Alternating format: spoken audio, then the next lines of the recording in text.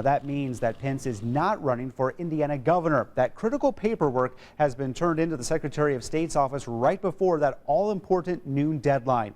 That's where we find our Eyewitness News reporter Rich Van Wyk with more on yet another huge day in politics in Indiana. Rich? Matt, in less than an hour, the race for Indiana governor got all shook up. We saw 4 Republicans coming in here themselves or by proxy, taking their names off the ballot for the races they were in, 3 of them saying they want to be the next governor. Let's start off with the Mike Pence campaign. A little after 11 o'clock this morning, a representative from the campaign entered the Secretary of State's office, filing the necessary paperwork for Pence to withdraw his name from the ballot in the race for governor. Obviously, he's pursuing now a race for the vice presidency, and in Indiana, you can't run for 2 races at the same time. 10 minutes later, his lieutenant governor, Eric Holcomb, entered the office. He took his name off the ballot in the lieutenant governor's race. The former Indiana GOP chairman and a former Governor Daniel staffer now intends to seek the GOP nomination for governor.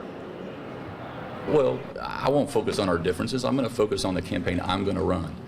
I won't focus on the differences between me and anyone else. I'm going to focus on, in the Republican Party, I'm going to focus on the differences that I will bring as a candidate running for governor.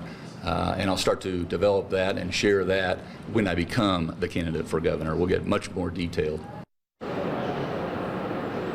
11:40 in the morning, 20 minutes before the deadline, Representative Todd Rokita, the former Secretary of State, withdrew from his 5th district race. He too is seeking the governor's office, and he says he's ready. You have to have a campaign in place. We do. I've hired a campaign manager and staff specifically for the state committee race. Okay, we did that last week. So, you know, you can say a lot of things about Todd Rokita. You can't say he's not prepared. So we prepared for this. We're prepared for the state committee. We're prepared for the next 3 months after that, and we're going to win. Not seen here today, Representative Susan Brooks from the 5th District. She sent a representative to the election office, filed the necessary paperwork there, taking her name out of that race so she too could receive or pursue that GOP nomination.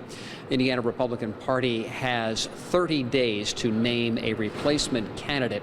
The state committee is not likely to use that much time. This is a decision no doubt wanted to be made as soon as reasonably possible. It takes a minimum of 10 days to get everybody together because the campaign is going to be so short. Whichever candidate gets the nod from the party, Matt, is going to have to work very quickly, putting a staff together, funding together, commercials, websites. This is going to be interesting to watch. And name recognition as well. Rich Van Wyk reporting live.